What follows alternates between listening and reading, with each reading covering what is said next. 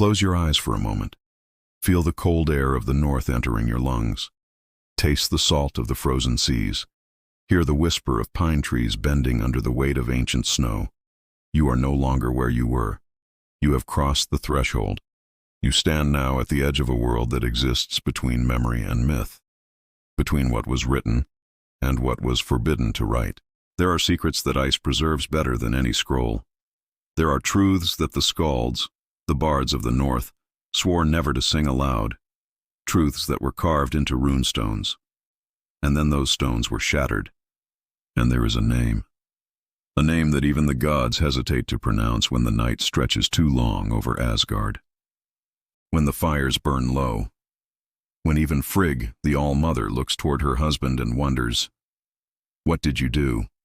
If these words find shelter in your soul, remain.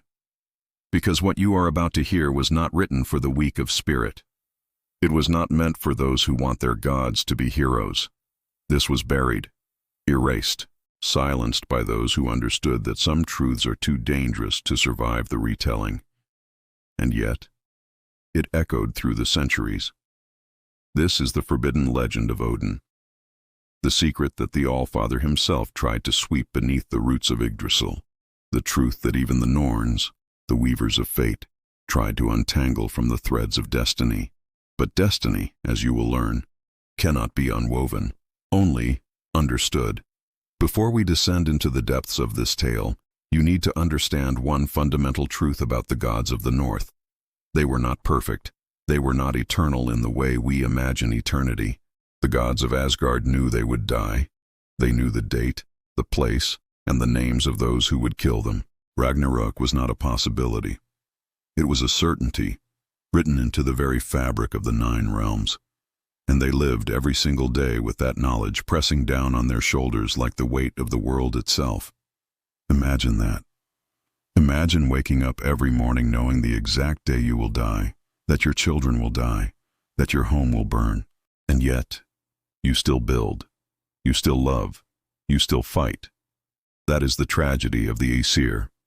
But of all the gods who bore this burden, none carried it heavier than Odin. Because Odin was not content to simply accept fate. He was driven by something more primal than fear, more consuming than love. He was driven by an insatiable burning hunger for knowledge, for control, for the one thing that no god should ever possess: the ability to change what cannot be changed. You see, Odin was not a benevolent god. The image you may have of him, the wise old wanderer, is only one face among many. The Norse called him Odin, which means the furious one. They called him Bolverkr, the worker of evil. He had over 200 names, 200 faces, 200 ways of being whoever he needed to be to get what he wanted. He was the god of wisdom, yes, but also of war, death, poetry, and madness. He did not care about good or evil as we understand them.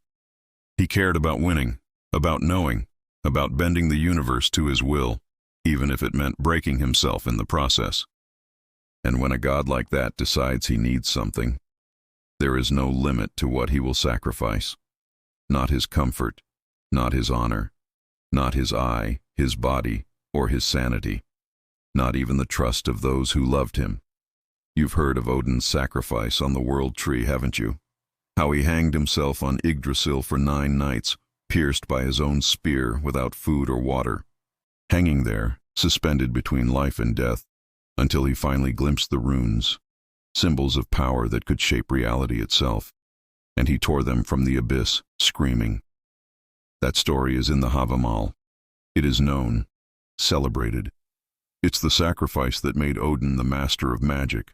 But there is something the skalds don't tell, something that happened before that sacrifice, something that made the hanging on Yggdrasil not the beginning of his quest, but the consequence of it. Odin didn't just wake up one day and decide to hang himself on a tree. Something drove him to that point, something he had already seen, already learned, already tasted, and once he tasted it, there was no going back. In the time before time was measured, when the gods were young, there were 3 wells at the roots of the World Tree, Yggdrasil. 3 sacred springs from which all knowledge, all life, all destiny flowed. The first was Urdarbrunner, the well of Urd. At this well sat the 3 Norns, Urd, Verdandi, and Skuld, past, present, and future. They wove the fates of gods and men, and even the gods could not command them. What they wove stayed woven. The second well was Vergelmir, the roaring cauldron, the oldest of all wells. From its depths flowed primordial rivers of ice and poison. In its waters lived Nidhugr, the serpent who gnawed at the roots of Yggdrasil, a dragon of malice forever trying to bring everything crashing down. Vergelmir was a well of entropy, of decay, of the inevitable return to nothingness. And the third well was Mimisbrunner, the well of Mimir, the well of wisdom. Mimir was an ancient being who guarded his well jealously. Its waters contained the memory of the world itself. To drink from it was to drink understanding, and Odin craved it. He went to Mimir and asked for a single drink. Mimir asked for payment. "What will you give me, wanderer, for a drink from my well?" And Odin, without hesitation, took a knife and carved out his own eye. He dropped it into the waters, and then he drank. And in that moment he saw. He saw the patterns, the connections, the web of cause and effect. He saw Ragnarök. He saw his death. He saw that there were rules to fate, and if they could be understood, perhaps they could be manipulated. This is where the official sagas end the story. Odin sacrificed his eye for wisdom, then hanged himself on Yggdrasil to gain the runes, the tools to change that fate. That's the version the Skalds tell, but they leave something out, something crucial. Because there were not 3 wells at the roots of Yggdrasil. There were 4. Now, before I tell you about the 4th well, before I reveal what Odin found there, before I speak the name that was stricken from every saga, every poem, every runestone, I need to know something. I need to know if you're still with me. Because what comes next is not just a story. It's not entertainment.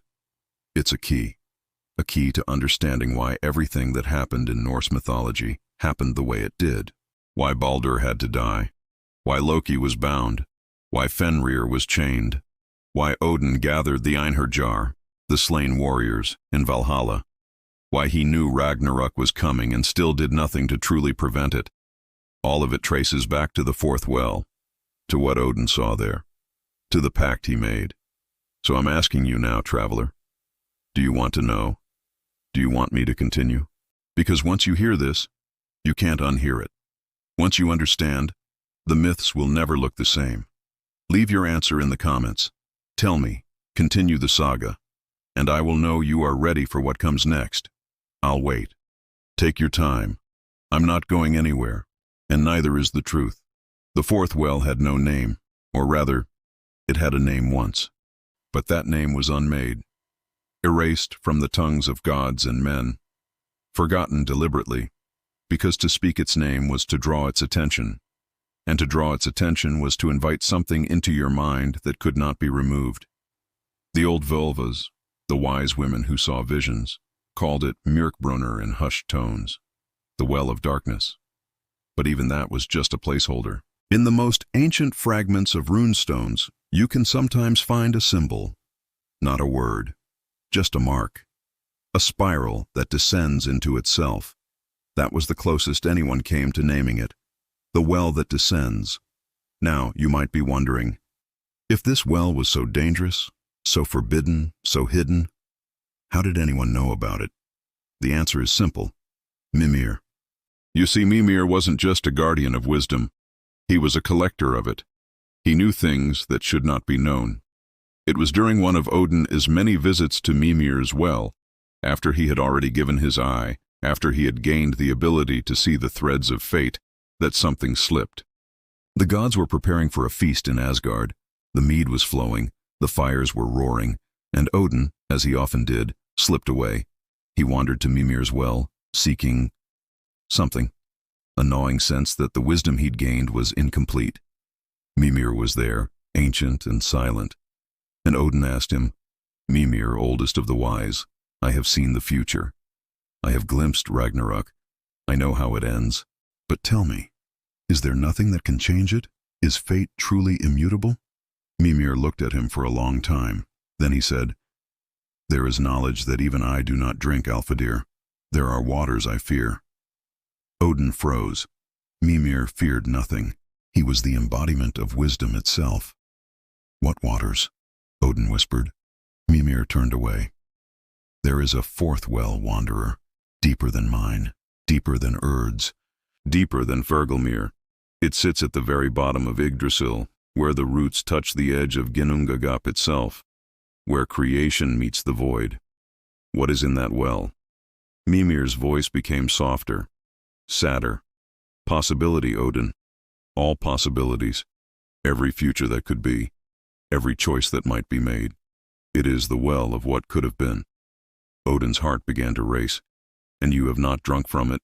"No," Mimir said, "because to drink from that well is to be cursed with the burden of infinite sight. You do not just see the future, Alfadir. You see all futures. And you see that in every single one. The choice is the same. The end is the same. And yet you cannot stop yourself from trying to change it. That is the curse, not ignorance, but the impossibility of accepting knowledge." "Where is this well?" Mimir closed his eyes. "Do not seek it, Odin. Please. The price is too high." But Odin was already gone, because Mimir had made a critical mistake. He had told Odin it existed, and for Odin, that was enough. It was on a moonless night that Odin began his descent, a true absence of light. He stood at the base of Yggdrasil, the world tree stretching above him, impossibly vast. But he was not looking up. He was looking down, at the roots. He did not take Hugin and Munin, his ravens, thought and memory, because where he was going, thought would be a hindrance, and memory would be a torment. He went alone, as he always did when the stakes were highest.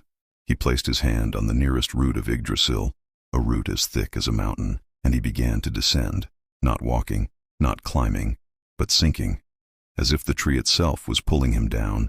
He passed through the first layer of roots, the ones that fed into Midgard, and felt the millions of flickering lives above him.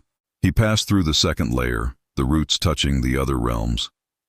Alfheim, Svartalfheim, Jotunheim, each pulsed with its own song. He passed through the third layer, and here the roots became darker, twisted. They no longer carried life. They carried memory. He saw faces in the bark, warriors who had fallen and were never remembered, gods who had existed before the Aesir, and as he descended further, the roots became stranger still. They were no longer made of wood. They were made of something else, something that existed between states of being. He passed through the fourth layer, and here there was no light at all, just absence. His eyes no longer worked. His ears heard nothing. Even his sense of touch began to fade. He was descending into a place where perception itself broke down, and yet he continued, driven by that all-consuming obsession with knowing. He passed through the fifth layer, and here, even his sense of self began to dissolve. He could no longer remember his name, could not distinguish between his thoughts and the thoughts of the tree. For a moment, or perhaps an eternity, he wondered if he had died, if this was what lay beyond death, not Valhalla, but this unmaking, this slow dissolution into the void. But then, he felt it, a presence, not a being, not a consciousness, but a weight, like standing at the bottom of an ocean so deep that the pressure should have crushed him instantly. And yet he was not crushed. He was held, suspended, and then he opened his remaining eye, and he saw the well. The well was not made of stone. It wasn't carved from ice or earth or any material known to the 9 realms. It simply was, a perfect circle of absolute blackness. This wasn't the black of night, or a raven's wing, or even the void between stars. It was a black that seemed to absorb the very idea of light, to drink it, to unmake it. The waters, if you could even call them that, didn't ripple. They didn't move. They were perfectly, unnaturally still. Yet Odin could sense a terrible, impossible depth to them, as if he weren't looking at a pool, but at an abyss that descended forever. Around the well, carved into stones that should not exist, were runes. But they were not the runes he knew. Not the Elder Futhark he would later tear from the void during his sacrifice on Yggdrasil. These were older, primal, symbols that existed before language, before thought, maybe even before the gods themselves.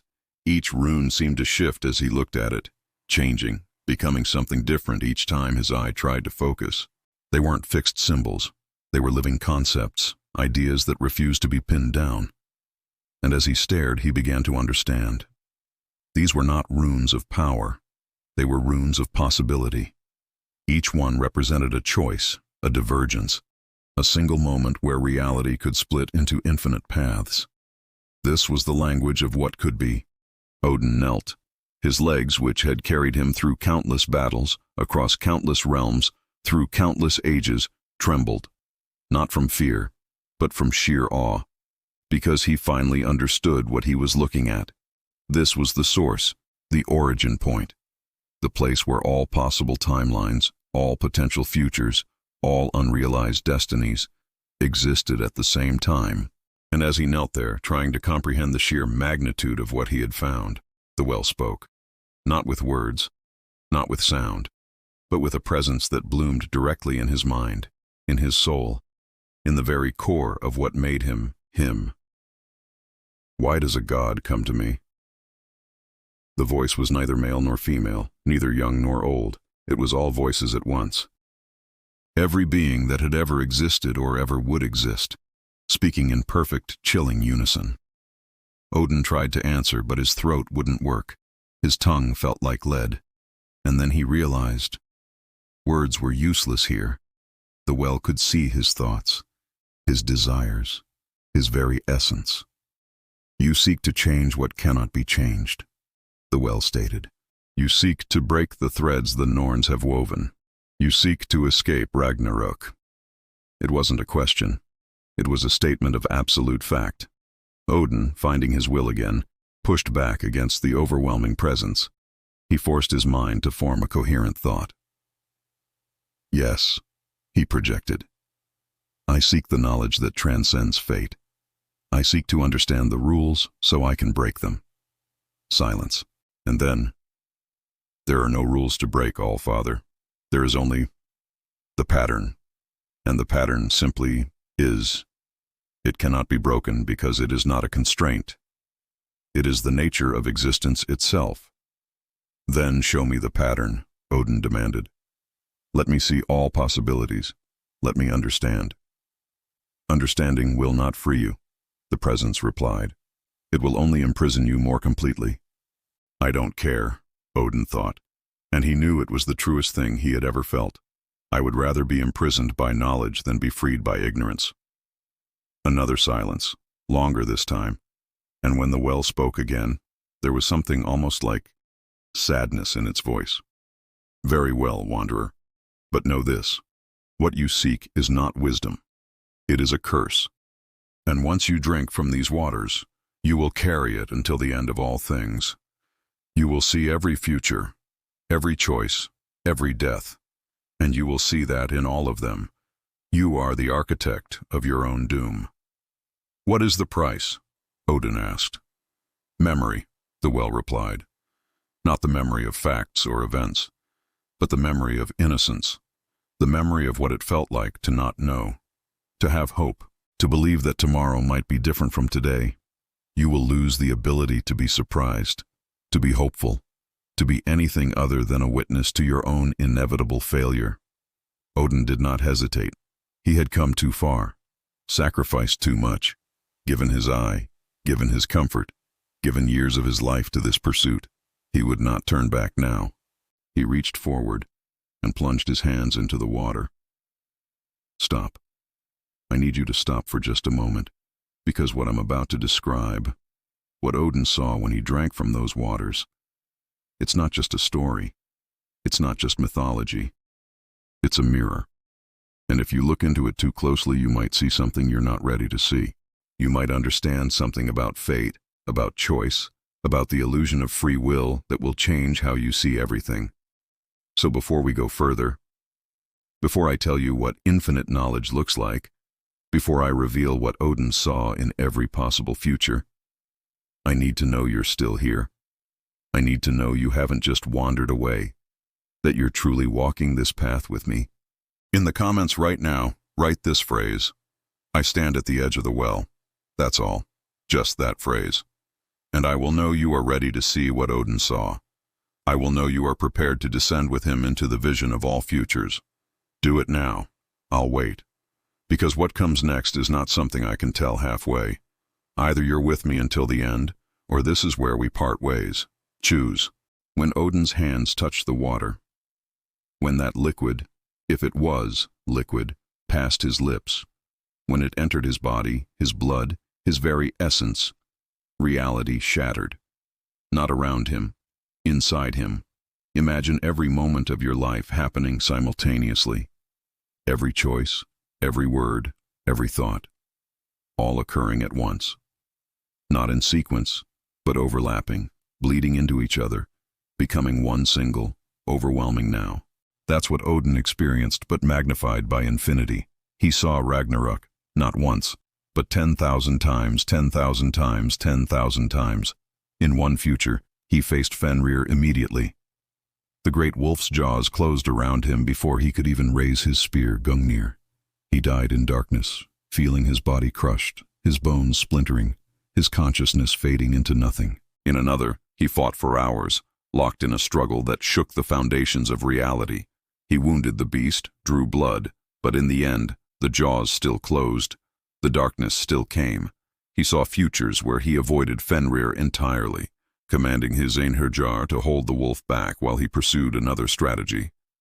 He tried to close the gates of hell, tried to sever the bonds holding Loki's monstrous children. But it didn't matter. While he was doing that, Surtur, the fire giant, burned Asgard to the ground. The gods fell anyway. He tried to negotiate. He stood before the armies of chaos and offered them anything: peace, power, his own life, if they would spare the other gods. And they laughed. Because Ragnarök was not about victory. It was about ending, the natural conclusion of a cycle. He saw himself trying to prevent it before it began. He killed Fenrir while the wolf was young. He killed Loki, his blood brother. And it didn't matter. New threats arose. The pattern remained. He even tried to change the past, using every ounce of his power to reach back through time, to prevent his own rise to power, to let the gods never be born. But the universe rejected him. The past is not a line you can redraw. It's the foundation upon which everything is built. In one future, he simply gave up. He sat on his throne in Asgard and waited for the end. And when it came, it was almost peaceful. Quick. He died not in rage or fear, but in a kind of tired acceptance. And somehow that future felt worse than all the others. Because at least in the other timelines, he fought, he tried. In this one, he simply surrendered. And Odin could not bear the thought of surrendering. He saw futures where Thor survived, where Baldur was never killed, where even Loki fought for Asgard. But in every single one, Odin still died. And eventually, the other gods fell too. Ragnarök wasn't just an event. It was a transition. The end of one age and the beginning of another. And the gods of the old age could not exist in the new one. They were not meant to. He saw humanity survive, reborn from the ashes, repopulating a world with new gods who didn't carry the same burdens. A world that had moved on. And then came the realization that broke him more completely than all the visions of his death combined. The world did not need him. The 9 realms would go on. Life would persist. And everything he had built, everything he had sacrificed for, would be forgotten.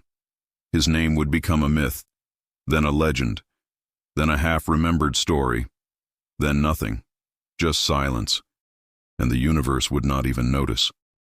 He saw futures beyond Ragnarök, millennia ahead. He saw new religions rise, new gods. He saw the worship of the Aesir fade like morning mist. In that moment, drinking from the well of darkness, Odin understood the true horror of omniscience. It wasn't knowing his own death. It was the crushing weight of his own irrelevance. The understanding that even a god, even the All-Father himself, was just a temporary pattern in the chaos. He saw the terrible truth that the Norns already knew. Meaning is not discovered, it is created, and the gods, for all their power, were just as lost as the mortals they ruled. When Odin pulled his hands from the water, he stumbled backward, gasping, his mind threatening to tear itself apart. He fell to his knees, and he wept. Not tears of sorrow, but tears of understanding. He wept for himself, for his children, for the beautiful, necessary lies that made existence bearable. And then, he stopped. He stood, and something in his remaining eye had changed. It was harder now, colder, but also clearer. He looked at the well one last time. "I understand now," he said. "I see that fate cannot be changed, that all roads lead to the same end." The presence in the well responded, its voice softer now. "Then why do you not despair, wanderer?" And Odin smiled. It was not a happy smile. It was the smile of a warrior who has just realized he's already dead, and decided to fight anyway. "Because," Odin said, "if I am to fall, if Asgard is to burn, then I will make that fall legendary. I will gather the greatest warriors, master every magic, sacrifice everything I have. Not because I believe I can win, but because the manner of my defeat, that, at least, I can control." "That is madness," the well said. "Yes," Odin agreed, "but it is my madness. In a universe that strips away meaning, the only thing I truly own is my choice, my defiance." "You will suffer," the well warned. "Every day you will carry the weight of knowing it is all for nothing." "I know," Odin said, "and I will carry it anyway." With that, he turned and began his ascent. When he finally emerged, the sun was rising over Asgard. The world looked exactly the same. Nothing had changed. And yet, everything had changed. The Odin who believed he could cheat fate was gone, drowned in those waters of infinite possibility. What remained was something harder, something that understood meaning was a choice, and had chosen to create it through defiance. Frigg, his wife, saw it immediately. "What did you see, husband?" she asked softly. "What made you forget how to smile with your eyes?" Odin looked at her. He could have told her everything, but he realized some burdens were meant to be borne alone. "I saw what I must do," he said finally, "and I know it will not be enough, but I will do it anyway." And Frigg, understanding he had gone somewhere she could not follow, never asked again. Thank you for joining me on this journey into the heart of Odin's struggle. If this story resonated with you, please consider liking this video and subscribing for more tales from myth and legend. Your support means the world. Until next time. And now, you know. Now you understand why Odin did what he did. Why he hanged himself on Yggdrasil for 9 days, seeking the runes. It wasn't because he thought the runes would save him. It was because after seeing every possible future, after understanding that fate was immutable, the only thing left was to act as if it could be changed. He had to gather power, not because it would work, but because the attempt itself was all he had. This is why he gathered the Einherjar in Valhalla, the greatest warriors who ever lived, pulled from battlefields across Midgard at the moment of their death. Not because he believed they could win Ragnarök, but because when the end came, he wanted to face it with an army worthy of the telling. This is why he made alliances with the dwarves, the elves, even some of the giants. Not because he thought diplomacy would prevent the war, but because every alliance was a choice, a refusal to accept the inevitable without trying. Why did he sacrifice his eye to Mimir? Why did he wander the 9 realms in disguise, learning, experiencing, understanding? Why did he become the god of wisdom, of war, of poetry, of death? Because if he was going to fall, he would fall as the most knowledgeable being who ever existed.